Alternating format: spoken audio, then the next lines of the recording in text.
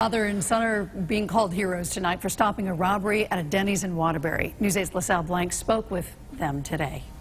A scare late Tuesday into early Wednesday morning at this Denny's on Wolcott Street when police say Ivan Ortega tried to rob this place.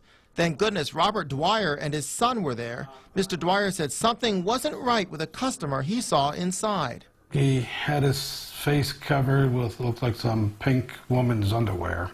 Then he heard a commotion. He had come in, he had kept his hands in his pocket all the time, and he kept on repeating, "Don't move, don't move, don't move." I saw him with both hands holding the cash register. Well, at that point, I already know the weapon's no longer in play if both hands are committed to the cash register box. That's when Mr. Dwyer, who's 62, and his son sprang into action, trying to subdue that guy.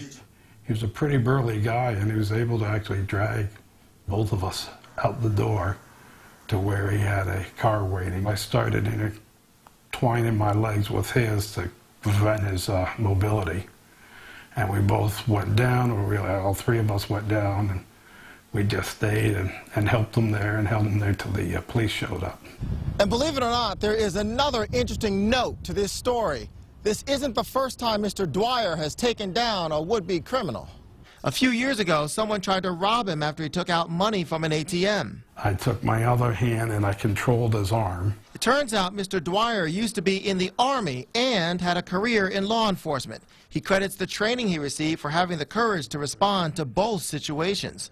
I'm a very firm believer in what Edmund Payne had wrote, that for evil to succeed, all it needs is for good men to do nothing. And I'm just not able to sit back and not do anything when I see this happening. I think Mr. Dwyer and his son really stepped in and saved the day for us. In Waterbury, LaSalle Blanks, News 8.